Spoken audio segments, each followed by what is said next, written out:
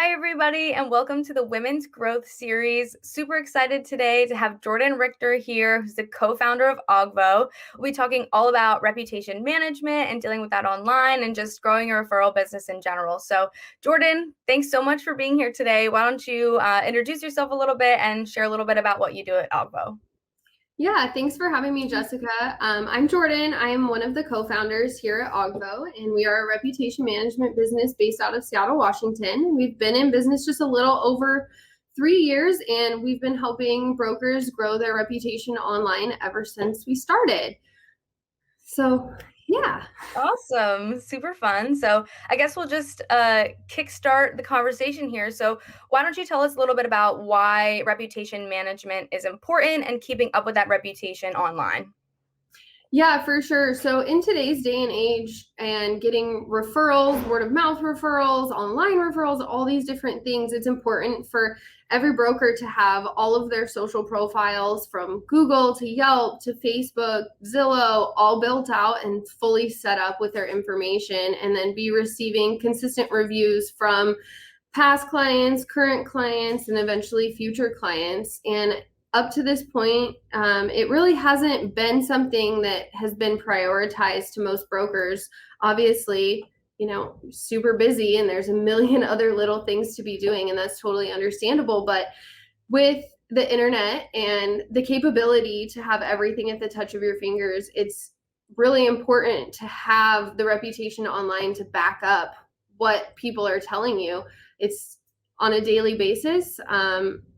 I could tell 5 people, hey, Jessica, I heard you're looking to buy a house. Here's my broker. You should reach out to them. And the first thing that you're going to do is Google them. And if they don't have anything set up, there's nothing there to back up the positive things that I'm saying.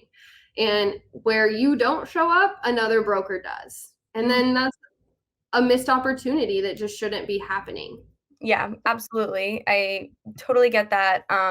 Now, do you think that like sites like Google My Business is a good place to build a platform for that? And, is that the best place for users to gain those reviews and just experiences in general? So Google Business is huge. Obviously, Google is the largest search engine in the world, and the more data that you can give Google, the stronger that you're going to rank online and show up in these search engines. So where it's important to have reviews across all of your platforms, I would definitely say that Google Business is one of the main places that is being underutilized by brokers. A lot of brokers up to this point don't even have a Google Business page set up. And with that, I mean, Google has what's called the Google 3-pack. I'm sure that yourself and anyone watching has Googled something before, and there's those 3 listings that always show up at the top. And those are ever changing. And it's not just based on reviews, but strongly based on reviews. It has a lot to do with the information that's put into your profile, how often people are clicking on your profile, the reviews, any posting you're doing. So really being active and incentivizing people to go to your business page and leave you reviews is huge. And Google pulls information from every profile you have. So if you have a Zillow profile and a Google business, then your Zillow will play into the Google business and showing your rankings, as well as Facebook, Yelp, all of these different pages that are just important for everyone to have. If I Google you and nothing shows up, I'm probably just going to move on, even if I got a great word of mouth referral. Yeah, I mean, exactly what I do. If I see a business or anything that I'm searching for, I feel like if they don't have good reviews, that's mainly what I rely on when it comes to my Google searches and stuff. So it's super important. Now, quick something I thought of, how important is consistency in this type of thing? So like if you have a review that's from like months ago, is it important to keep up that consistency and keep them coming in month after month?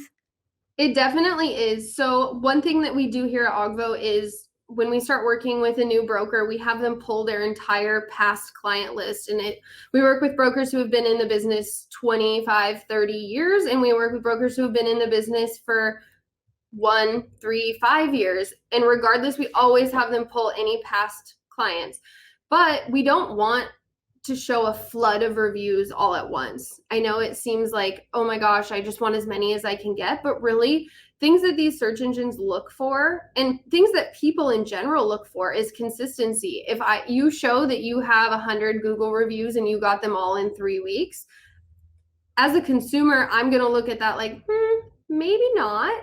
Like, probably not legitimate, right? That just doesn't really happen. So it's really important to reach out to your past clients, get those reviews, spread them across the platforms, and also reach out consistently and reach out as soon as the transaction is closed, because when an experience is fresh in the consumer's head, they're going to go out of their way to leave the review, especially if you make it easy for them. I can sit here to your face and say, hey, will you leave me a review online? And you could have had the best experience ever. And you'll be like, yeah, I'll go home and do it right now. But the reality is that takes time for you to go search out, find my profile, think of something nice to say, and submit it, log in, log out, all of the motions that you have to go through. But if you can say at your closing, hey, I'm going to shoot you an email. If you could leave me a review, that would be great. It's really non-aggressive. And it just makes it super easy. Then within the next, 10, 12, 24 hours, they receive an email that has a direct link to each of their profiles. The odds that they're going to take the time to do that when they just made the largest or one of the largest purchases that they're going to in their life is pretty high. And it doesn't have to go to every single one of your profiles. You want it to be truthfully organic. So if I leave you a review on Google, I don't need to leave you a review on Zillow.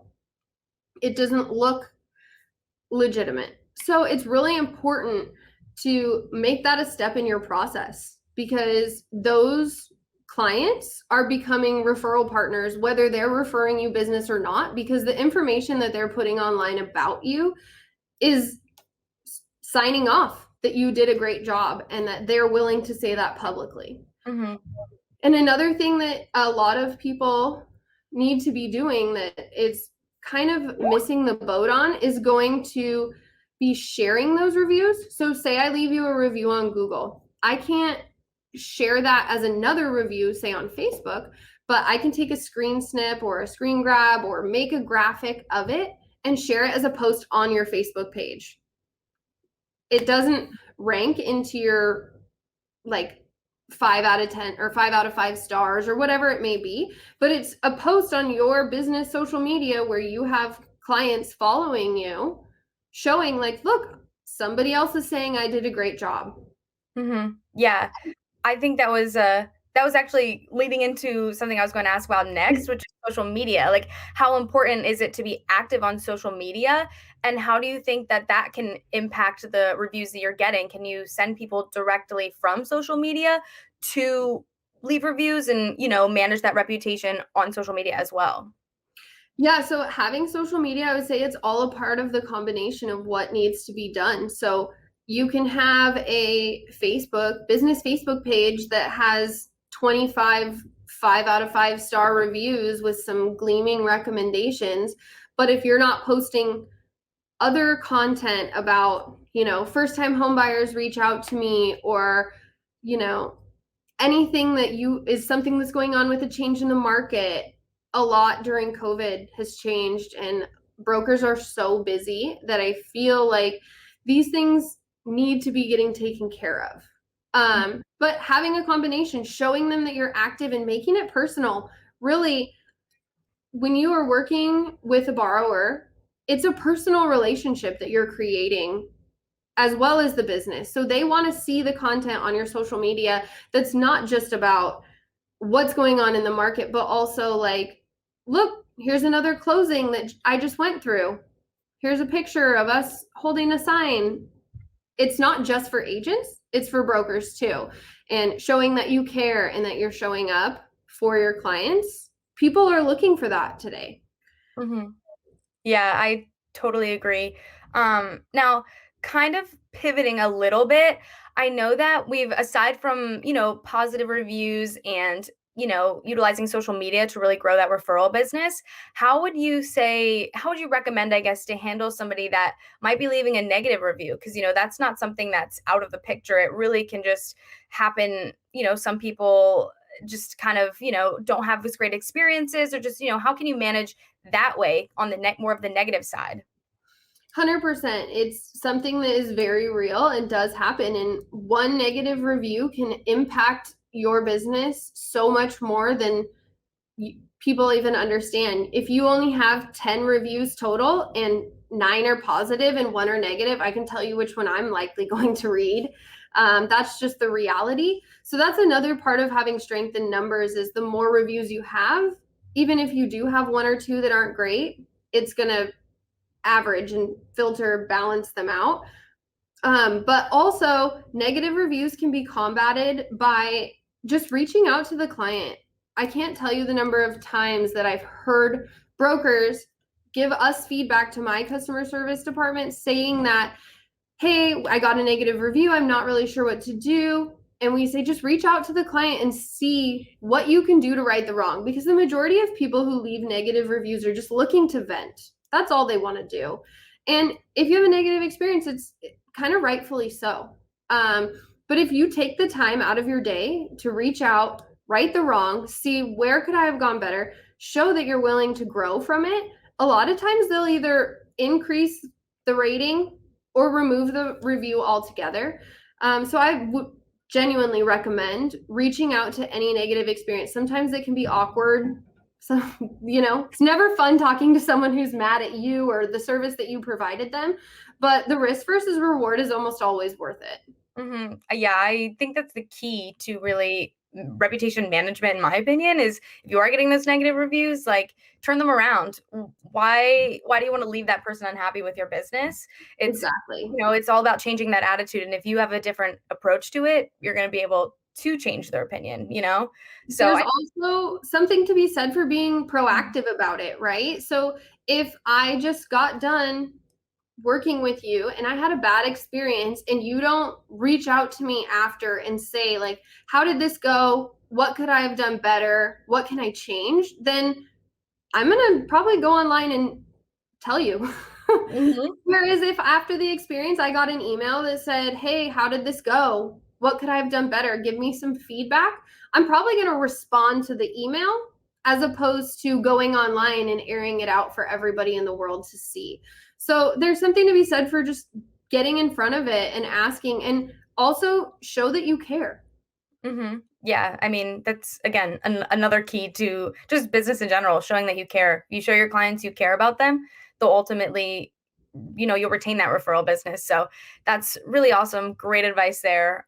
Something else I kind of wanted to pivot into that we previously talked about that I think would be really cool to mention, is the process of, the silent decision making and the silent steps to reputation management. Can you kind of, share your thoughts on that and what that is exactly?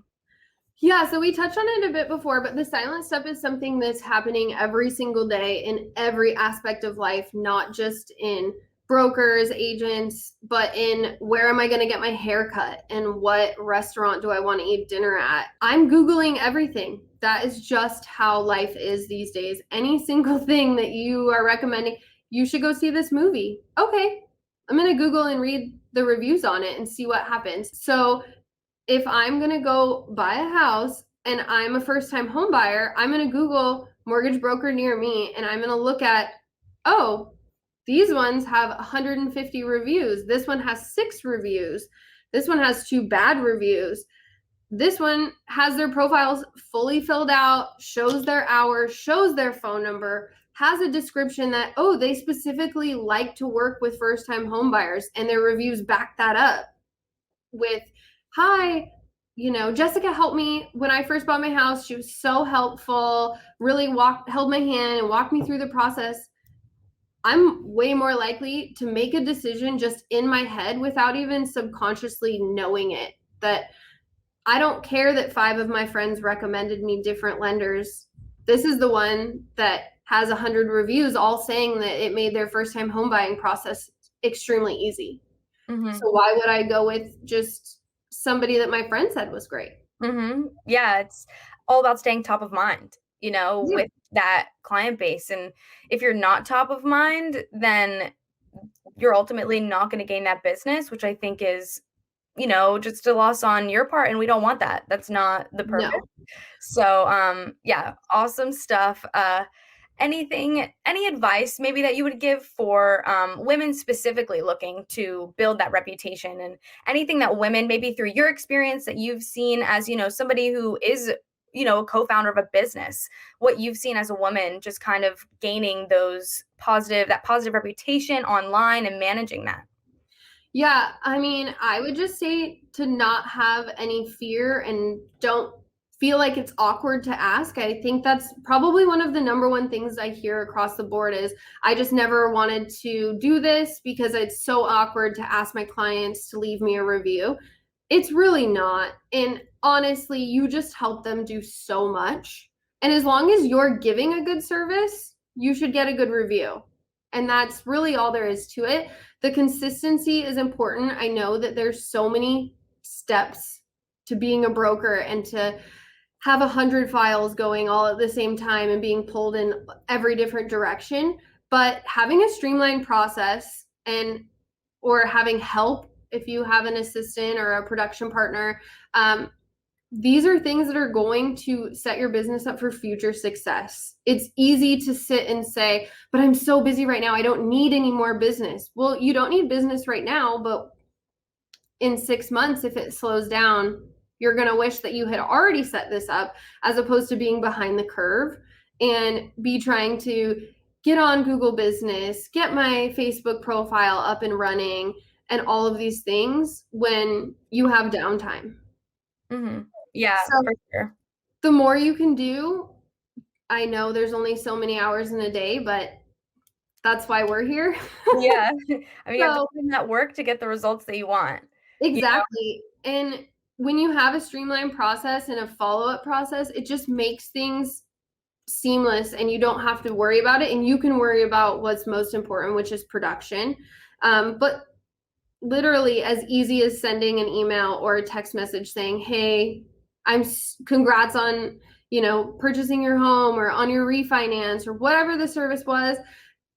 So shooting up a follow-up email saying, I would appreciate any feedback you would give me and I look forward to your business in the future. Another big thing, just a side note, that we've found through our service, and when I said in the beginning that we pull the client lists, the past client lists, we've had multiple brokers that pull their entire client list, send out an email saying, hey, I'm really trying to work on my reputation online and I didn't utilize this in the past, but if I know we haven't worked together in a while, but if you would be willing to leave me a review online, it would be greatly appreciated. Just super not awkward, just relaxed, no pressure. And the number of people who've gotten responses from their past clients that say, hey, I meant to reach out to you. I've been looking into moving or refinancing or this or that. And all of a sudden that just converted into another deal is insane. So it's the review, it's the constant contact, it's staying relevant. There's so many different facets of your online presence, your reputation. It's posting online so that those past clients are seeing, oh yeah, she's still in business. She's still working away. We should reach out to her and check the rates. There's no downfall. No, for sure. And, clients are the number one thing you're trying to get anyway. Borrowers, you're the number one people you're trying to connect to. So, I mean, it really can't hurt you to ask for that review. It's all about just asking that question and having the confidence to do so. It's not. And the other thing is, it's not just about the borrower. I mean, if somebody's buying a new house, they're working with a real estate agent 99% of the time. And that real estate agent is also going to Google you and Mhm. see, well, is this broker going to be a pain or are they going to make this an easy transaction? Am I going to be able to get a hold of them on the weekends? All of these things. And a agent sees online that you have all of these amazing reviews and that you were on top of it and super helpful, the odds that that agent is going to take the time to come back and refer you more business is even higher. So on top of getting, the listing agent, the purchasing agent, like there's so many different people who are Googling you. It's not always just about the borrower. Right, for sure. Totally agree. But I mean, that kind of wraps up everything we're talking about here. So if you have anything else you'd like to say, feel free. But thank you so much for hopping on with us today, and I'll kind of let you end it out. Yeah, thank you for having me. If anyone has any questions or needs any more information, don't hesitate to reach out to me directly. That's what I'm here for. And everybody just get building your reputation online because you won't regret it. Awesome. Thank you so much, Jordan. Thank you, everybody, for tuning in to this week's episode of the Women's Growth Series, and we'll be back next Monday. Thank you, guys. Bye. Thanks.